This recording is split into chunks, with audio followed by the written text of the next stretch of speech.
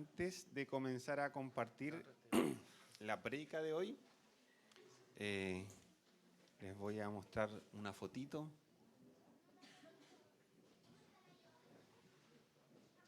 Mía en el gimnasio.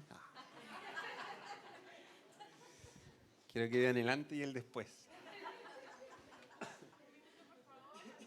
Sí. Relleno mientras tanto. No, queremos contarles que, bueno, una de las cosas que he compartido tiene que ver con que nos estamos preparando para las etapas que entendemos que vienen de parte de Dios en la iglesia y estamos buscando también como tener una estructura que soporte eso. Y vamos a ir haciendo como varias presentaciones porque varias cosas hemos ido implementando. Hay personas que están asumiendo distintos espacios que han sido muy, muy bacanes, muy importantes. Pero específicamente les vamos a compartir esto cortito hoy porque esto es algo que queremos implementar a través del grupo de WhatsApp. Y tiene que ver con Rodrigo y con Lau. Si pueden levantar su mano los chiquillos allá. Los chiquillos van a empezar a hacer lo siguiente. Yo ayer envié un mensaje a la iglesia preguntando por un equipo de celular. Hartos después cuando le puse ya hay uno, levantaron las manos, así gloria a Dios, y la verdad es que a mí se me había olvidado que ya teníamos un equipo. No es que la provisión llegó tan rápido, sino que yo fui el pajarón nomás. Ese número que aparece ahí es un número que los chicos todavía no tienen el equipo. Esto va a empezar la otra semana porque el equipo lo tiene la ENI y la ENI anda en el campo este fin de semana. Pero, ¿qué representa esto? Hemos estado trabajando, Anita hizo primero como una lista gruesa y fuimos complementando con distintas cosas respecto de ciertas cosas por las que estamos orando en la iglesia de manera permanente. Los distintos líderes y personas que trabajan en los ministerios fueron diciendo, por esto quisiera que orásemos, y fuimos engrosando las cosas por las que ya sabemos que estábamos orando. Pero además de eso, vamos a tener una lista, o sea, en realidad va a ser una lista nomás, pero esta lista va a tener dos partes. Primero, estas oraciones permanentes respecto de la iglesia, su ministerio, lo que estamos pidiendo y entendiendo que viene de parte de Dios. Y por otro lado, una segunda parte que tiene que ver con peticiones específicas de personas, de cosas puntuales de mi vecino, de mi hermana, de mi primo. Y esa lista va a estar con ese otro color distintivo, medio celeste. Esto lo vamos a estar distribuyendo cada cierto tiempo a través del grupo de WhatsApp para que podamos, cuando nosotros tengamos tiempos de interceder por la iglesia, sobre todo esos tiempos en que tú solo te sientas o sola te sientas y dices, quiero tener un tiempo para orar por la iglesia, vas a poder tener acceso a todo lo que está en este momento, siento el énfasis de oración de la iglesia, pero esto no es solamente una cuestión como de procesar información. Y aquí es donde viene algo muy bacán de lo que van a liderar los chicos en este espacio respecto de procesar esta información para qué. Y es esto. A veces nosotros nos pasa que cuando oramos o cuando alguien pide oración para algo específico, de pronto como que a lo que aspiramos es a sentirnos como considerados por el otro. Cuando alguien me dice, ¿sabes qué? Me está pasando esto, tengo este problema en la pega, y me dice, yo voy a orar por ti. Es como, Y si la persona me dice a las 2 semanas, estuve orando por ti, ya, eso ya casi me despeina un poco, porque de decir voy a orar por ti, efectivamente orar por ti, ya, eso ya es una rareza. Y eso como que nos lleva a un lugar relacional más profundo, y eso es bonito. Sin embargo, a veces en esas dinámicas como que no tenemos esta expectativa concreta de que la oración nos conecta con el cielo y Dios a través de eso hace milagros, transforma la realidad, hace cuestiones locas. A veces crea donde no hay nada, trae esperanza donde no quedaba, donde había solamente muerte. Y lo que queremos hacer es procesar esta información para poder rescatar esto que se hacía en las iglesias de antaño y que a veces como que nos olvidamos del valor que hay en eso y que tiene que ver con los testimonios. Queremos que pueda haber un seguimiento a nuestras oraciones, tanto las que estamos haciendo como comunidad como aquellas que cada uno va aportando para luego tener espacio en los que podamos decir, ¿se acuerdan de esto que estábamos orando? Esta fue la respuesta de Dios. Esto llevamos orando una semana, esto llevamos orando 2 años. Aquí tenemos el testimonio de la respuesta de Dios. La Biblia dice que la fe viene por el oír y el oír viene por la palabra. Cuando nosotros damos testimonio de que la Biblia se hace real en nuestra vida, eso alimenta la fe de la iglesia. Así que los chicos van a hacer esto, y en la fotito que aparecía al principio, donde lucen ellos muy bonitos, aparece un número de WhatsApp y aparece un código QR. La idea es simplemente, este número va a estar especialmente dedicado a recibir las peticiones concretas de oración que cada uno tenga. De tal forma que no sea Laura ni Rodrigo personalmente quien ocupe su número, porque si no se le va a llenar de los 800 miembros de esta congregación con un montón de cosas y va a ser un tremendo desorden. Entonces, esto lo vamos a distribuir en el grupo de WhatsApp. Si alguien no está en el grupo y no le gusta estar en grupos, le puede sacar una fotito simplemente a esto. Pero desde este espacio pretendemos ir generando nuevos espacios también. El poder distribuir esta lista tiene la intención de que, esto es una propuesta de los mismos chicos, de que pueda haber gente que diga, sabes que yo quiero apartar el día 14 del mes para estar dedicando ese día para interceder por las cosas que están pasando en la iglesia. Incluso yo quiero ayunar, por ejemplo. Y desde cómo vaya fluyendo ese espacio, ir creando espacios de intercesión específica con quienes tengan una carga en esa área y sientan como las ganas de ordenarse y tomar un día o tomar un tiempo. Así que este número lo vamos a estar reenviando. Ahora solamente queríamos hacer la presentación para que sepan esto. De verdad que es algo muy importante para nosotros porque se conecta con el tiempo que estamos teniendo de crecer en oración como iglesia, y como esta búsqueda que estamos teniendo a través de la oración es una búsqueda con una expectativa real, es que queremos darle como un correlato en el cual hay un espacio consagrado y apartado específicamente para decir, este cajoncito en blanco es donde va a ir lo que Dios nos va a responder. Y eso queremos compartirlo, y eso queremos potenciarlo y hacer como este círculo virtuoso que traemos más oraciones y más clamor a la presencia de Dios con más intensidad, con más convicción, y luego traemos los testimonios de lo que Dios va a hacer a partir de este espacio. ¿Ya? Así que le pedimos al Señor que esto sea, pero algo muy, muy, muy fructífero.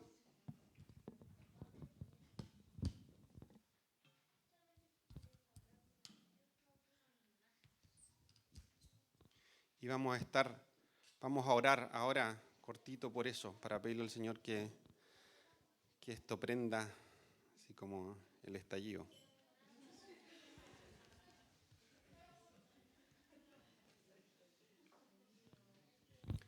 Espíritu Santo, te damos gracias porque eres maravilloso.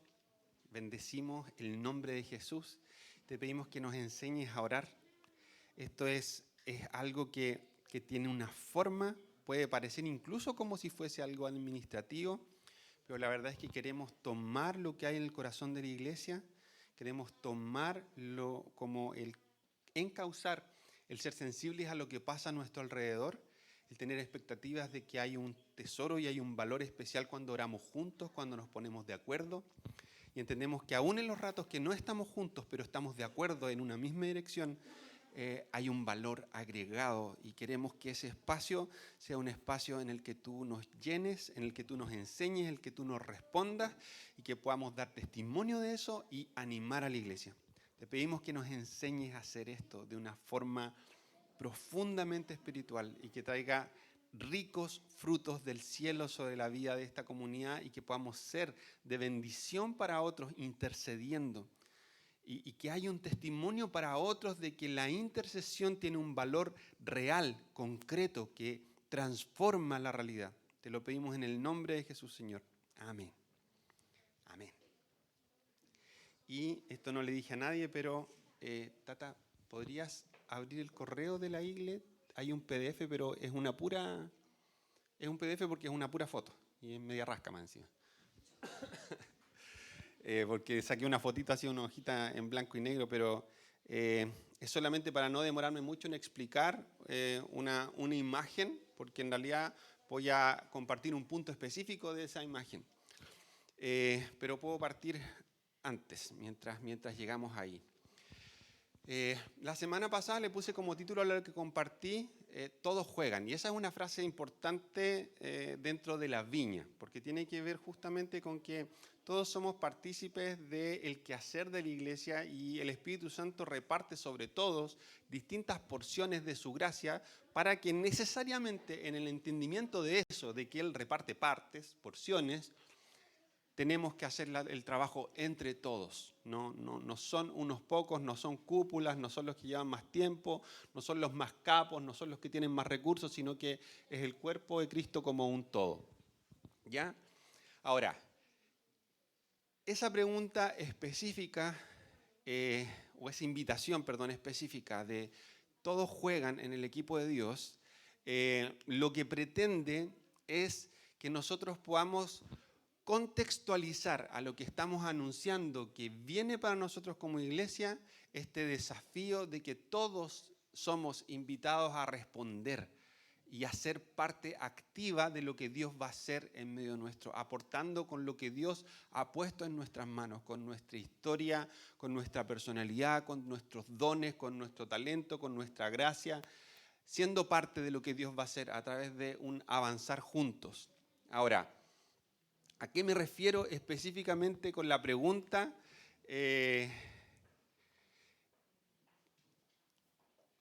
Tiene que ver con animarnos y animarte a ti, animarnos a todos a ser parte y ocupar nuestra posición en el reino. Que no hagamos esto de mirar para el lado y pensar ¿para quién es este mensaje? Sino que podamos apropiarnos de esto con la convicción, con la certeza de que este es un mensaje para todos. Cuando decimos todos juegan, estamos diciendo que todos. Y entendemos las muchísimas diferencias que hay entre nosotros. Entre cuánto tiempo conocemos a Dios, cuánto sabemos, cuántas cosas están todavía inconclusas en nuestra vida. Sabemos que hay un montón de cosas que nos diferencian. Y al mismo tiempo eso aporta una infinita riqueza. Entonces, teniendo eso como trasfondo, lo que compartía la semana pasada y la invitación respecto de que todos debemos ocupar nuestro lugar en el reino y que todos estamos llamados a servir y aportar con lo que somos y con lo que tenemos, es que hoy quiero compartir con ustedes este concepto. Les muestro ahí el dibujo. El dibujo es un cuerpo y este cuerpo lo que representa es la imagen de la iglesia que tenía John Wimber. No importa que no se lea, es más el dibujito nomás. Sí, perfecto. Ya. Yo no voy a explicar toda esta imagen porque no voy a predicar de eso. En el tronco hay 4 imágenes que John Wimber tenía acerca de la iglesia. En el Nuevo Testamento dicen que hay alrededor de 67 imágenes distintas para ilustrar lo que la iglesia es. Pero John Wimber tomaba estos 4 conceptos como principales que representan el tronco del cuerpo que es la iglesia. Esta imagen súper conocida de la iglesia como un cuerpo. Y en el tronco él dice, la iglesia es como una casa donde hay una familia, la iglesia es como un hospital, la iglesia es como una escuela y es como un ejército. Casa la asociamos con familia, hospital con sanar, escuela con capacitar y ejército con salir y hacer la obra, hacer el ministerio, hacer las cosas que somos llamados a hacer. Y yo específicamente hoy quiero, y eso es todo lo que me sirvió la imagen, hablar de la iglesia como hospital. Porque de pronto el escuchar y sentirme un poquito espectador de que me dicen que va a pasar un montón de cosas y esta gente dice que no tiene idea de lo que va a pasar, pero algo va a pasar y va a ser bacán y nadie sabe, pero todos saben que sí. Suena primero muy raro, muy enredado, y segundo que me digan que en medio de esa expectativa de que Dios va a hacer algo, yo voy a ser parte o estoy siendo invitado a ser parte, hay un espacio para mí para ser parte. A veces, más que hacernos sentir desafiados o motivados, nos parece como abrumador. Suena como, lo escucho, pero la verdad es que yo tengo toda esta lista de razones por las cuales yo no estoy dispuesto. Alguna de ellas puede ser porque no quiero, y frente a esa poco podemos hacer nosotros, evidentemente, porque esto es algo que tiene que emerger desde la absoluta libertad y compromiso de cada uno. Sin embargo, a veces tenemos otras razones que tienen que ver con ciertos conceptos que hemos aprendido dentro de las dinámicas de las iglesias. Y algunos de esos conceptos terminan haciéndonos tener una percepción de nuestro propio valor y de lo que nosotros podemos aportar desfigurada. A veces producto de nuestra historia en la iglesia y del no haber sido considerados, de habernos dicho o haber escuchado de parte de otros que nosotros no sabíamos suficiente, que éramos inconstantes, que éramos flojos, que éramos una lista de cosas que de pronto toman lugar producto de algo que claramente no viene de Dios, sino de las tinieblas, hemos llegado a creer que nosotros no podemos aportar. Que nosotros, en realidad, a lo más que puedo hacer es como algo muy oculto, como solamente en mi casa o solamente desde algo que no involucre mi ser, sino que alguna acción, alguna situación, algo puntual, pero como así, como quien da una ofrenda en Lucas nomás, como lo hace y puede ser valioso, puede ser súper importante, pero yo hago eso y no hago otras cosas porque no me siento capaz de nada más. Porque no siento que tenga valor suficiente, ni capacidad suficiente, ni madurez, ni conocimiento suficiente para nada más. Entonces, cuando hablo de la iglesia como hospital, lo que quiero decir es que yo abrazo estas ideas de John Wimber, no vengo a venderles a la viña ni a John Wimber como autor, sino que son cosas que nosotros de verdad creemos. Y de hecho no partí por familia, porque el tema de ser familia es algo que nosotros constantemente estamos señalando que está en el centro de las dinámicas de lo que es para nosotros hacer comunidad, hacer iglesia. Y en paralelo, y como un ciclo que va y vuelve a empezar, nosotros tenemos que ser integrados y posicionados en la familia, sanar, ser capacitados y ser enviados. Pero a veces en el ser enviados, en el atrevernos, yo llegué a la iglesia porque conocí a Jesús, aquí afirmé mi fe, tengo una convicción más profunda acerca de quién soy en Jesús, pasé por un proceso en el que hubo cosas en mi vida que fueron restauradas, luego fui capacitado para tener armas, herramientas para poder defender mi fe y para poder presentar el mensaje del evangelio a otros. Y luego fui e hice algo. Hice evangelismo, hice misericordia, di testimonio en otro lugar, serví en un espacio de la iglesia para discipular a otros. ¿Y qué pasa? Que de pronto en esos espacios, ya sea relacionalmente, ya sea por mis propias malas decisiones, o sea por las tinieblas, volví a ser herido. Tengo una historia en la iglesia, serví en la iglesia, hice cosas, aprendí, me capacitaron, fui, hice. Pero mientras hacía, volví a ser herido. Incluso la imagen que usa John Wimber es que una de las cosas que la iglesia es un ejército. Y en el ejército, cuando se va a la guerra, somos heridos. Y volvemos a tener la necesidad de estar en un hospital. Entonces, lo primero que quiero decir es que este mensaje es algo que la iglesia debe integrar en sus dinámicas para las personas que llegan por primera vez, que recién están conociendo a Jesús o que vienen heridos de otro lugar o que vienen de mucho tiempo de no congregarse, como también es para aquellos que hemos permanecido en la iglesia y que podemos estar sirviendo y haciendo cosas. Porque constantemente el Espíritu Santo quiere invitarnos a tener pausas a través de las cuales podamos otra vez ser sanados. A veces ese otra vez ser sanados es porque fuimos heridos en el camino, por las tinieblas, por nuestras malas decisiones, por los pecados de otros. Y a veces esto es porque estamos recién entrando y necesitamos procesar algo, pero otras veces es simplemente porque Dios te sanó en un área y eso abrió como camino para que pudieras ver otras áreas. No sé si les ha pasado esto de que de pronto hay gente que tuvo una muy mala relación con su papá y el Espíritu Santo de repente los invita a un proceso para sanar, para perdonar, para restaurar. Y cuando Dios restaura eso, de repente como que se nos prende una lámpara y nos damos cuenta de que teníamos ciertas cosas inconclusas también con nuestra mamá, que nunca vimos porque el dolor en la relación con nuestro papá era tan profundo que jamás me di cuenta ni imaginé que tenía tremendos rollos también con mi mamá. Eso me pasó a mí específicamente, pero le pasa a muchos en distintas cosas. Dios nos sana de algo y esa sanidad produce la habilitación para ver que hay otras cosas más. Entonces a veces Dios nos invita a ser parte de este hospital simplemente para ir más profundo. No porque hayamos sido heridos de nuevo, sino porque quiere sanar a un nivel más profundo ciertas cosas que ya había sanado. Por eso es que este mensaje de la iglesia como un hospital es pertinente para todos. Sea que te hayan herido hace poco, sea que Dios te quiera llevar a una restauración más profunda, o sea que recién estés llegando y nunca hayas experimentado un proceso de restauración guiado y obrado por el Espíritu Santo. Y quiero leer un pasaje raro para esto, porque voy a hablar del buen samaritano. Porque quiero juntar esto que te acabo de decir con lo que dije al principio respecto de que en el equipo de Dios todos jugamos.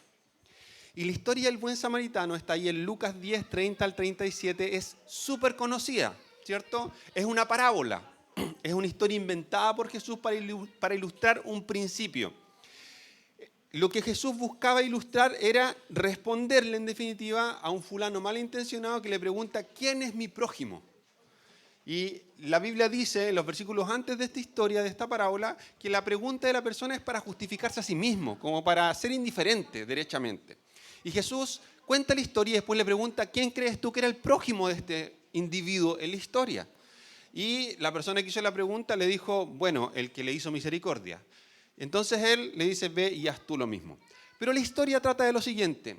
Una persona fue asaltada en un camino, le robaron todo, le sacaron la mugre y quedó tirado medio muerto al borde de un camino sin tener cómo irse y en pésimas condiciones. Entonces viene un sacerdote, un hombre lleno del Espíritu Santo, se supone, lleno de Dios, porque era alguien que iba a ministrar en el templo, en los lugares de mayor privilegio, y resulta que esta persona parecía muerta. Entonces, un sacerdote sabía perfectamente que él iba a oficiar el culto en el templo o a oficiar alguna de las cosas que se ofician en el templo, una labor tremendamente solemne, y resulta que si es que este hombre estaba muerto, la ley judía decía que el entrar en contacto con un muerto podía hacerte impuro. Entonces el sacerdote sabía que si se acercaba a este ser humano y el ser humano resultaba que estaba muerto, no iba a poder hacer nada porque ya estaba muerto, evidentemente, y más encima iba a quedar impuro. Entonces no iba a poder ir y cumplir su pega como sacerdote. Una tragedia absoluta. Luego pasa un levita, un poquito menos que el sacerdote igual es levita. El levita va igual probablemente en la misma dirección, hace probablemente la misma reflexión, si es que me acerco a este fulano no voy a poder tocar la trompeta afuera del templo, entonces dice, mejor no me acerco. Y luego pasa un samaritano. Y Jesús tiene toda la malicia del mundo para usar en su historia a un samaritano. Hay varias referencias a los samaritanos en el Nuevo Testamento, pero hay que contar una historia cortita respecto de eso para entender un poco lo que significaban los samaritanos para Israel. Samaria había sido la capital de Israel, del reino del norte de Israel. Cuando Salomón empezó a levantar altares por todos lados, Dios le dijo, después de ti, cuando tú hayas muerto, yo voy a dividir el reino por causa de tu pecado. Y esto no lo voy a hacer mientras estés tú vivo, solamente por amor a David, que fue fiel en todos sus caminos. Y luego se divide Israel en dos partes, 10 tribus por un lado y 2 tribus por el otro.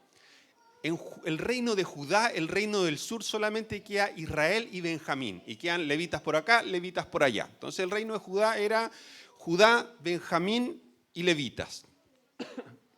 Las otras 10 tribus representaban el reino de Israel o Israel del norte. Y la Biblia dice que mientras avanza la historia de estos dos reinos, van volviéndose cada vez más malos los gallos. Cada cierto tiempo aparece una persona medianamente buena y aparecen un par de fulanos buenos en toda la historia, pero hay una debacle persistente, cada vez peor. Y llegamos al libro de Segundo de Reyes, en el capítulo 17, Y dice que Dios se hastía del comportamiento de Israel, de su prostitución religiosa, de levantar altares, de sacrificar incluso a sus hijos por fuego para presentarlos como ofrenda a dioses, a ídolos falsos, obviamente, que Dios le dice, les envié videntes, les envié profetas, les advertí una y otra vez que si no seguían mi pacto, que si se seguían prostituyendo, yo los iba a desechar como pueblo. Y llega un momento en el año 720 y algo antes de Cristo en que viene un rey de Asiria, sitia la ciudad y después de 3 años logra conquistarla y se lleva cautivos a todos los de Israel del norte y se los lleva a distintas zonas geográficas.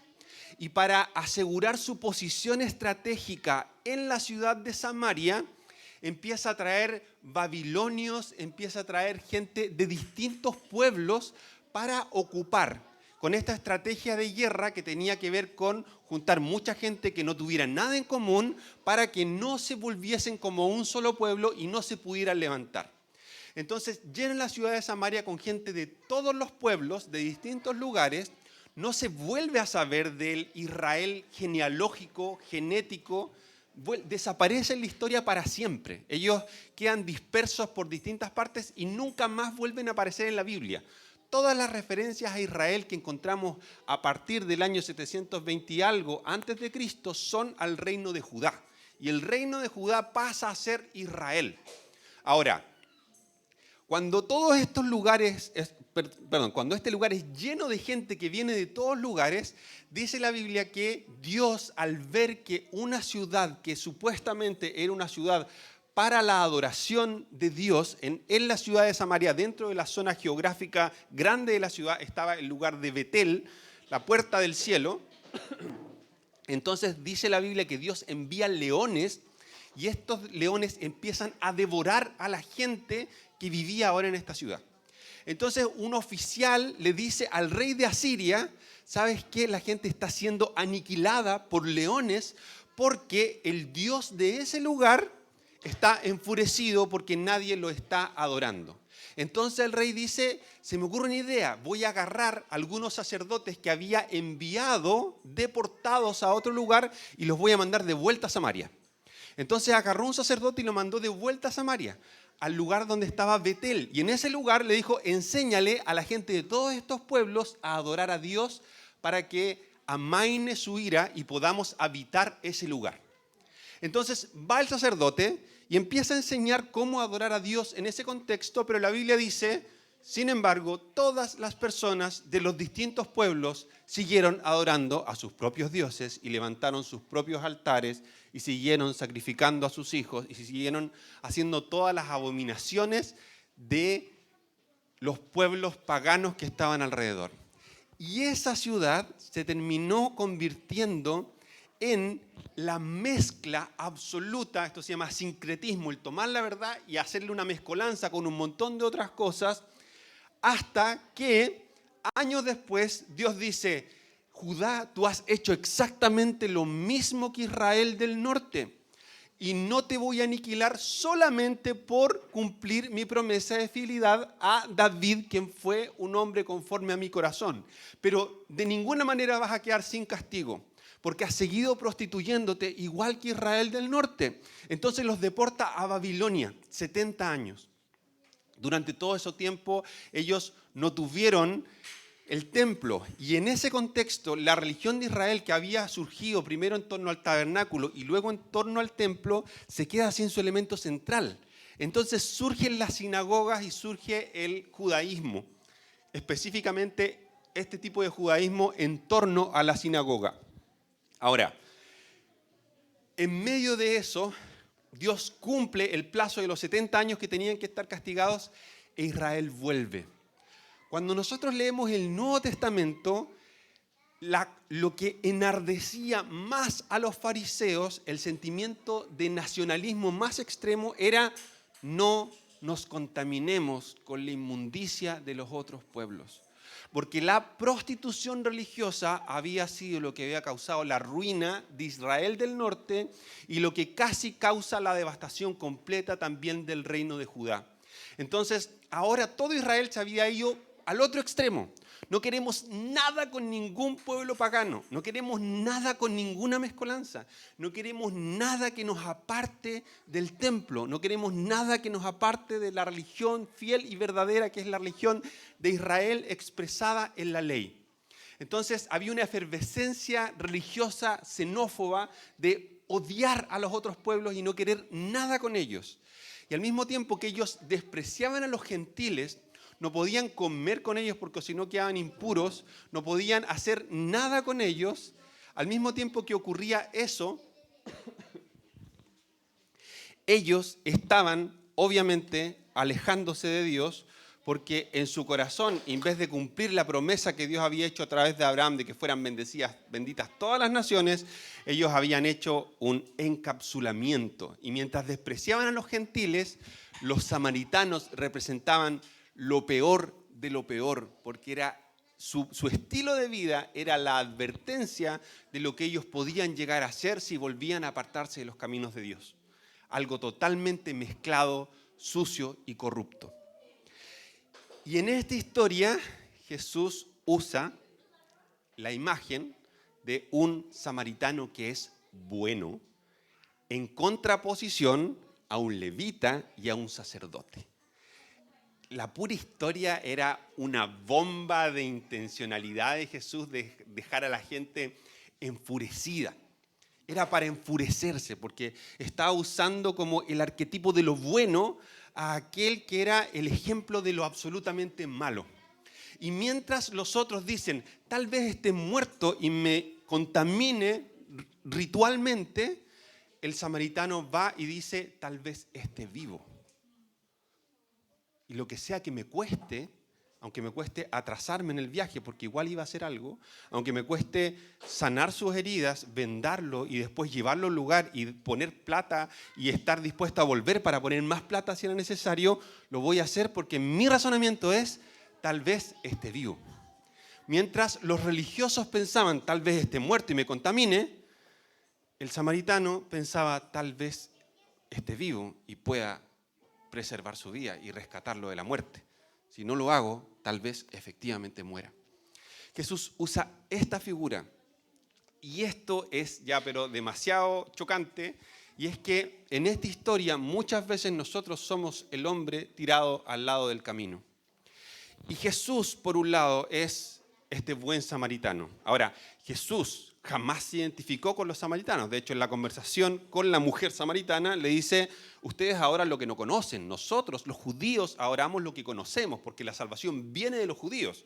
Jesús cumplió toda la ley durante toda su vida, entonces Jesús étnicamente, religiosamente fue un perfecto judío. Ahora, a pesar de eso, Jesús es un tipo de buen samaritano en la historia. Y desde ese tipo de buen samaritano en la historia, de ser el que no le importa contaminarse, porque iba y sanaba a los leprosos, a quienes no se podía tocar, iba y comía con los recaudadores de impuestos, con quienes no se podía comer, iba y se juntaba con las prostitutas, con los marginados, con los peores, con las lacras, con las parias de la sociedad.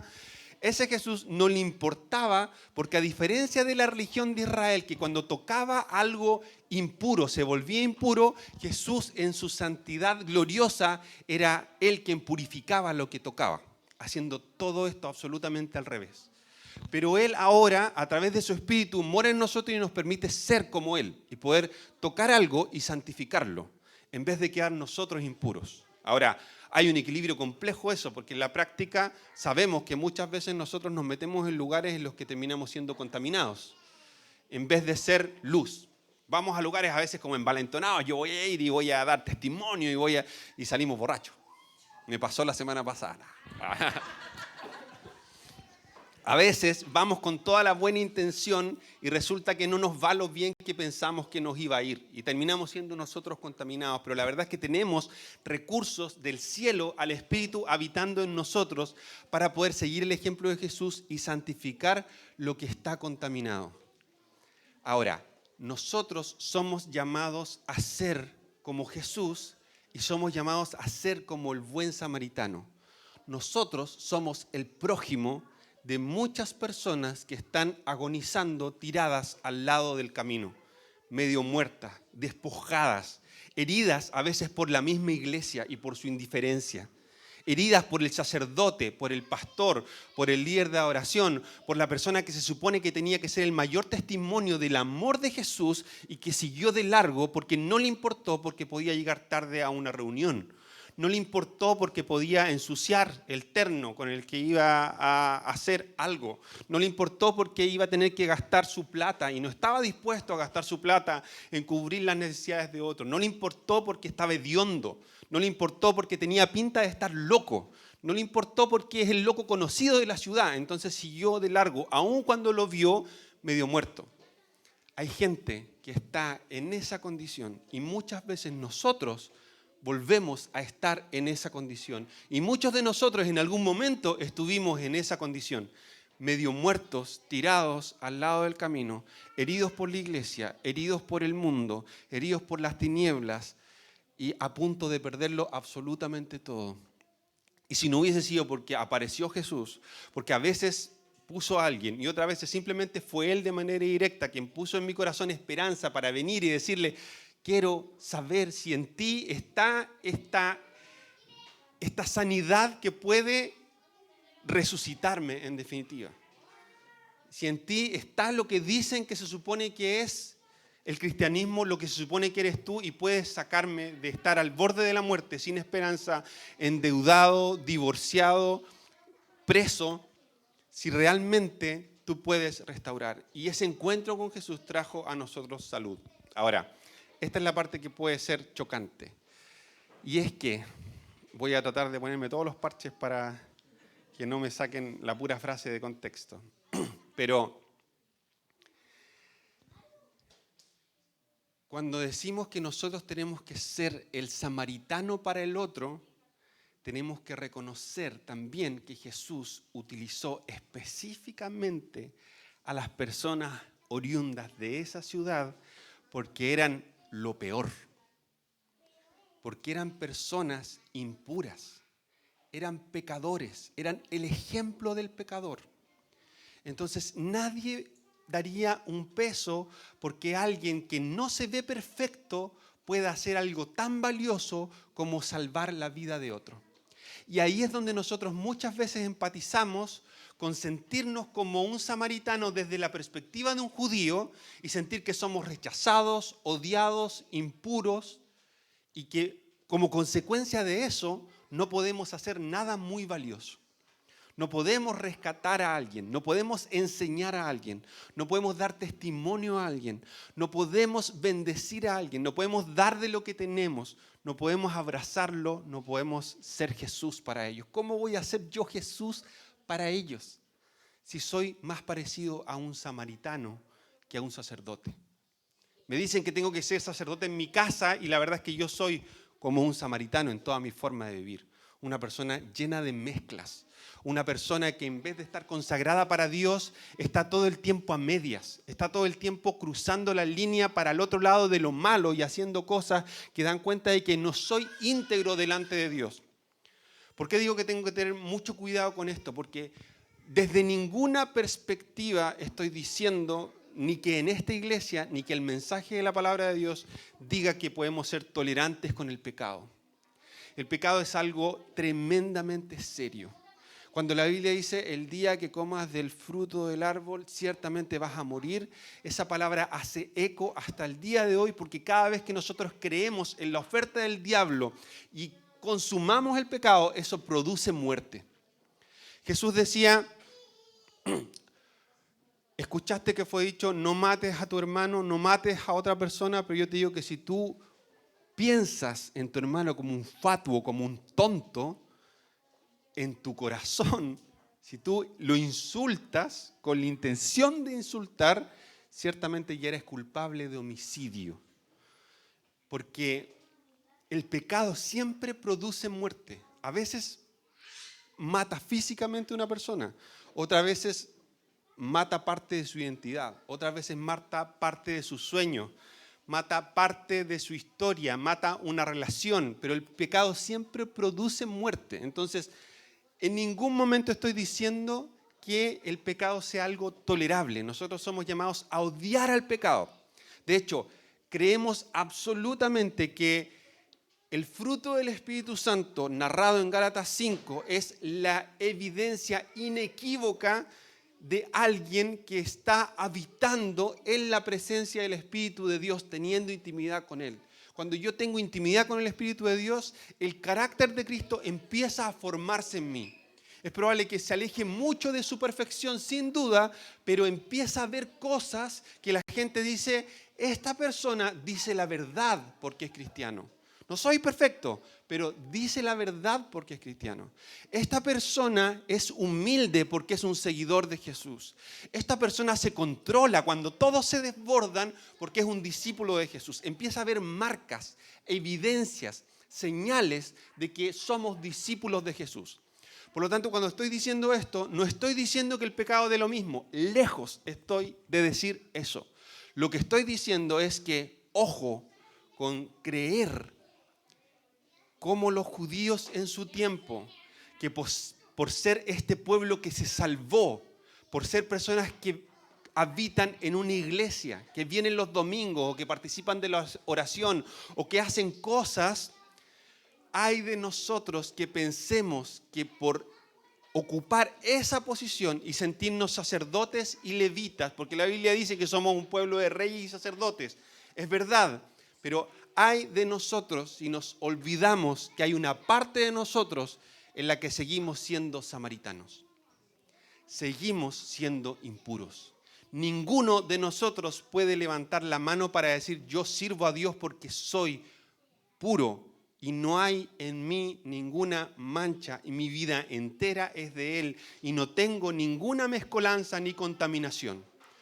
Todos los que podemos hacer algo en el nombre de Jesús, lo que sea, aunque sea lo más pequeño, es por gracia. Es porque la sangre de Jesús nos ha limpiado. Pero nuestra propia condición, independiente del Espíritu de Dios que da testimonio de la sangre que nos limpia, nuestra propia condición es la de un samaritano. Por tanto, cada vez que vemos al otro, debemos tener esta humildad de reconocer que si yo me voy pareciendo a Jesús, es por la gracia de Él y es porque habito en la presencia del Espíritu y el Espíritu produce esa santificación en mí. No es mi propio esfuerzo, no es mi propia capacidad. Y esto va a implicar dos cosas. En mí, que ya estoy sirviendo, la humildad de reconocer que no soy superior a ningún otro y al mismo tiempo el potenciar al otro aunque esté partiendo, aunque esté a medias, aunque tenga cosas rotas. La invitación un poco es esto, y voy a volver a decir una salvaguarda, pero la invitación es un poco es esto. ¿Hay alguien que esté roto en áreas de su vida, pero que aún así tenga algo para ofrecer? Lo único que tenemos que tener claro es que no debemos tolerar el pecado en nuestra vida. Si hay algo en lo que el Espíritu me dijo, en esto estás mal y necesitas ser santificado, santificada, y yo le dije no, soy como los que seguían a Jesús y Jesús se dio vuelta y les decía algo y decían, ya no quiero ser tu discípulo y me voy. Esto es serio, ¿no? En ningún caso con lo que estoy diciendo estoy bajando las demandas del Evangelio. Por el contrario, estoy diciendo que si queremos responder debemos ser conscientes que va a ser por gracia. Y por eso es que todos jugamos, porque no importa cuánto tiempo llevas, no importa si hay cosas que te están costando de manera terrible, si tu vida está expuesta a la luz de Jesús, si estás dispuesto a decirle sí a lo que el Espíritu te va diciendo para limpiarte, entonces no importa si te falta mucho o si te falta poco. En la medida en que estás caminando detrás de Jesús, eso te habilita para ser este buen samaritano, te habilita para ser testimonio de Jesús, te habilita para sanar a otros, te habilita para sentirte parte de una iglesia que está siendo invitada por Dios para abrazar a los que vienen heridos. Y los que vienen heridos, a veces, producto de sus heridas, vienen llenos de marcas de pecado. Vienen con un corazón no predispuesto a ser amados. Vienen algunos incluso con la intención hasta de dañar a la iglesia o de burlarse de ella. La gente que viene rota no viene rota porque viene triste solamente. Viene llena de pecado, viene llena de impureza. Son samaritanos medio muertos que pueden estar oliendo mal, que sus vidas pueden oler mal. Sus vidas pueden ser un riesgo para nosotros. Podemos estar recién empezando a estar un poco tranquilos, un poco contentos, y llega alguien que nos agúa toda la fiesta. Con su pecado, con su mala onda, con su amargura, con su cero intención de ser parte de lo que Dios va a hacer. Pero debemos estar dispuestos como el samaritano, como este buen samaritano, a decir, no ponerle la cruz a la persona y decir, tú estás muerta y me vas a contaminar, sino como el buen samaritano, a lo mejor todavía está viva o a lo mejor puede vivir. Y si me contamino, si me hiere, si me tuerce la espalda subiéndolo al burro, si después tengo que poner de mis lucas, estoy dispuesto a hacerlo porque este lugar no es un museo de santos, sino que es un hospital. Y nosotros somos quienes tenemos la responsabilidad y la posibilidad de hacer que este espacio sea un espacio en el que la gente de verdad llegue y sienta no una amenaza, no una tensión, no un lugar intimidante, sino un lugar donde pueden ser sanados.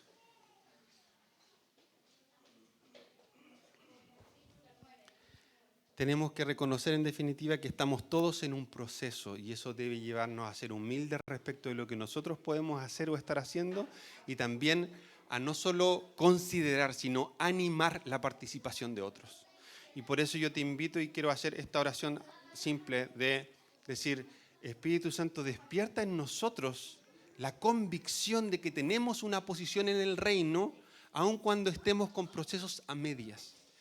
Pero sí, tomando seriamente esto, no te hagas el tonto o la tonta con tus procesos.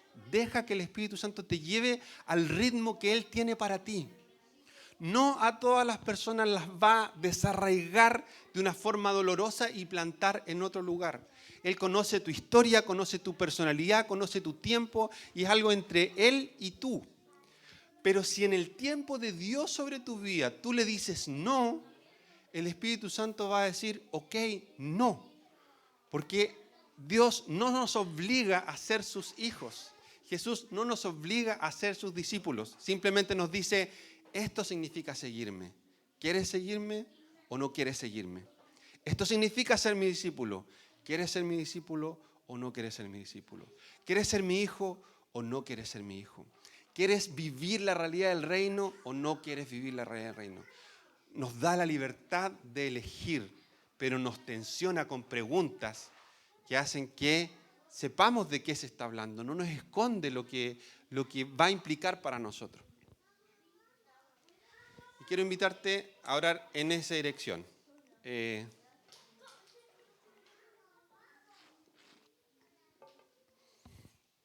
Reconociendo esto, yo sé que en tu vida puede haber un montón de cosas inconclusas. Pero si tú estás dispuesto a decirle al Espíritu Santo, Señor, sáname en esto, purifícame en esto, quiero ser honesto y decirle a otro que necesito ayuda, confesarle mi pecado y ponerlo a la luz, entonces Dios va a empezar un proceso en el que a su tiempo va a producir todo lo necesario para que yo sea la persona que tengo que ser y ocupe el lugar que tengo que ocupar en medio del reino. Y va a haber personas al borde del camino que van a estar esperando solo por ti.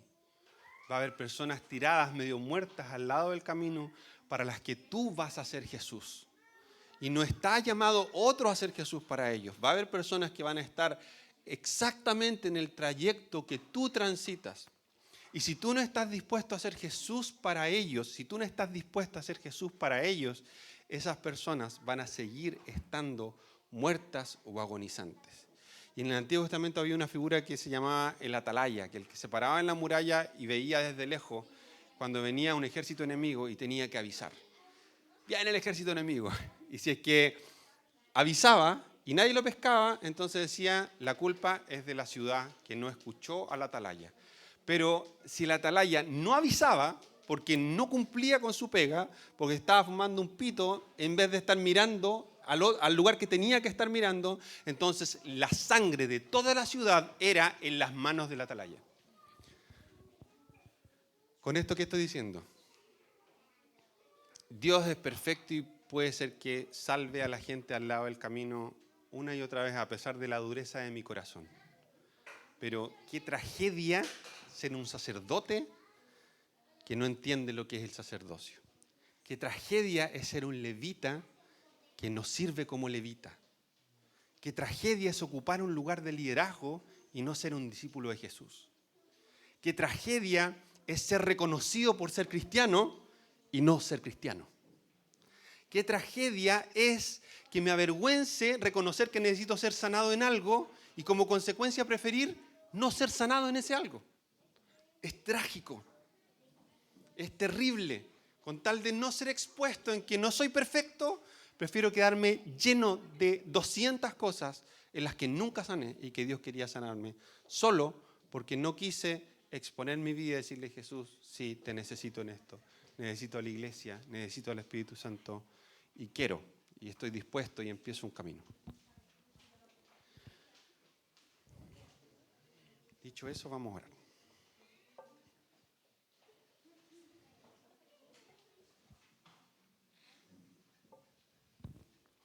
Espíritu Santo, quiero pedirte de manera muy especial esto. Yo no sé si esto es algo como para llevarse a casa o para arrodillarnos aquí mismo delante de ti, pero quiero pedirte esto, Señor.